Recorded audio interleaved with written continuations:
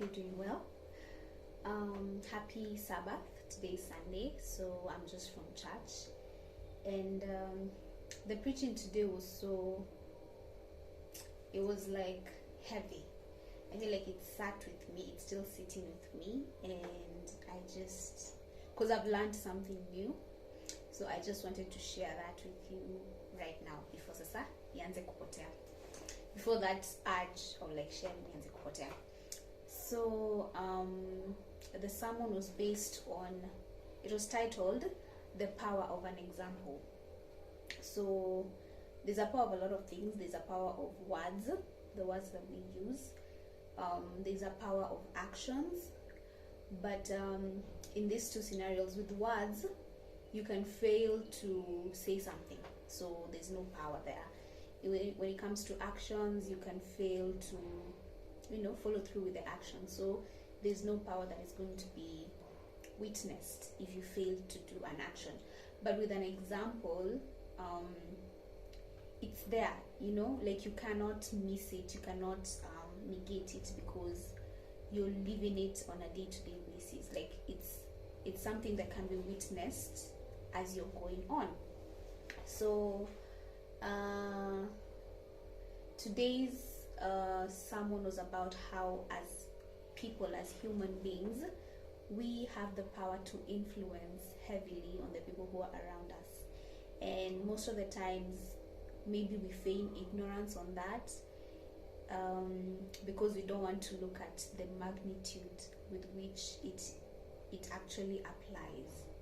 So an example was given in that sometimes you could be having a bad day, and then you go home and you lash it out on the people in your family, let's say a child or your spouse or whoever it is that you're living with. And so in return, the space that they are going to go, whether it's your kid that you lashed out your anger at, if they go to school, they're going to be grumpy, right? If they're going to be grumpy, they're going to be mean towards another child. When they're mean towards this other child, this child goes home and all of a sudden they have an attitude. So the parents are like, why is my child so worked out or so worked up? And all of this just came from the fact that you had a bad day. So there's that ripple effect that comes, and this is just one of the many examples that goes to show that for every action there's a reaction, especially as human beings. Like any single thing that you do, even if you're doing it to yourself, has an impact to others, whether negatively or positively, whether we do it consciously or subconsciously, whether it's voluntary or involuntary. The truth of the matter is, we as human beings have that power to influence somebody. And it's not good to just walk around not having that knowledge, or even worse, suppressing that knowledge and acting like, I'm just doing me. Because at the end of it all, somebody else is gonna be on the receiving end of whatever it is that you're doing. So we're just being called to be mindful. And called to be mindful in the sense of wholeness. That if you as an individual are seeking wholeness in every aspect of your life, in an all-rounded manner, then, because we're not seeking perfection, it's just wholeness. Wholeness is different in that with every waking moment, you are seeking to become a better version of yourself. So that is the way we can maximize the positive effect we can have on others if we are giving off positive actions. So seeking wholeness. And then there's this verse in the Bible, not a verse, it's a commandment. So we all know that the greatest commandment in the Bible is love your God with all your heart, mind, and soul.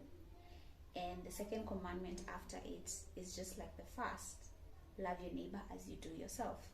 And what really got me, the reason as to why I'm sharing this, is the simplicity of love your neighbor as you do yourself. I feel like it has not been dissected so that we can know what it truly means to love your neighbor as you do yourself. So is it telling them verbally that you love them? Is it being friendly towards every single person that you're meeting on the road? Like, what does love your neighbor as you do yourself mean? So the preacher he took us back to Leviticus. So Leviticus is the third, Genesis, Exodus. Yeah, it's the third. It's the third book of the Bible. And in this context, it's really elaborative on how best we can love our neighbors.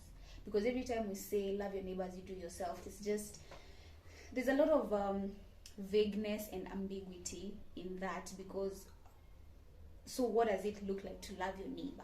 So he said that when Jesus Christ was saying that, it was stemming from another context in the Bible, which is now Leviticus 19, as from verse 9. Leviticus 19 verse 9 up until 19. Oh, that's matching. So yeah, Leviticus 19 verses 9 to 19. So this context, I'm just gonna read it, but this context is where we clearly see or elaboratively see how best we can love our neighbors as we do ourselves. So that every single time you remember that scripture of love your neighbor as you do yourself, you have context to it, like what does it look like? So I'm just gonna read it. So verse 9, when you reap the harvest of your land, do not reap to the very edges of your field, or gather the gleanings of your harvest. Do not go over your vineyard a second time, or pick up the grapes that have fallen. Leave them for the poor and the alien. I am the Lord your God. Verse 11, do not steal, do not lie, do not deceive one another. Do not swear falsely by my name and so profane the name of your God. I am the Lord. Do not defraud your neighbor or rob him. Do not hold back the wages of a hired man overnight. Do not curse the deaf or put a stumbling block in front of the blind, but fear your God. I am the Lord. Do not pervert justice. Do not show partiality to the poor or favorism to the great, but judge your neighbor fairly. Do not go about spreading slander among your people. Do not do anything that endangers your neighbor's life. I am the Lord. Do not hate your brother in your heart. Rebuke your neighbor frankly so that you will not share in his guilt. Do not seek revenge or bear a grudge against one of your people, but love your neighbor as yourself. I am the Lord. So that is just verses 18. So that is the finishing verse where now we get love your neighbor as yourself. It says, do not seek revenge or bear a grudge against one of your people, but love your neighbor as yourself. I am the Lord.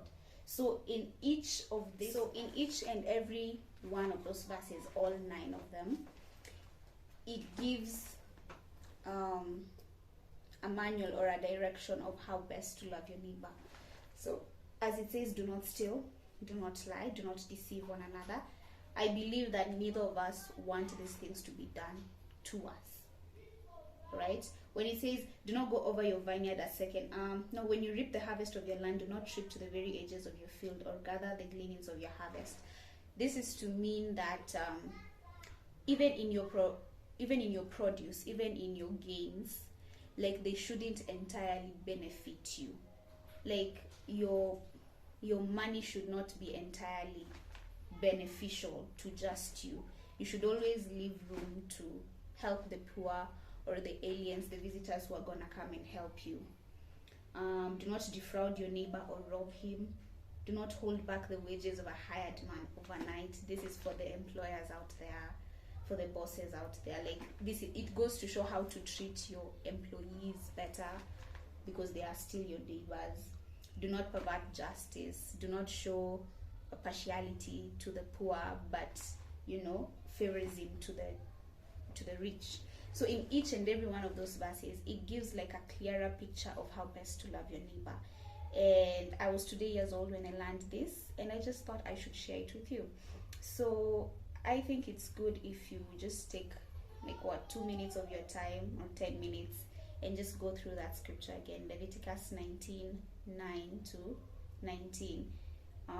Just read through it because I believe the best way to do life is if you're trying to become better at everything, and becoming better is becoming better to the world, not just yourself.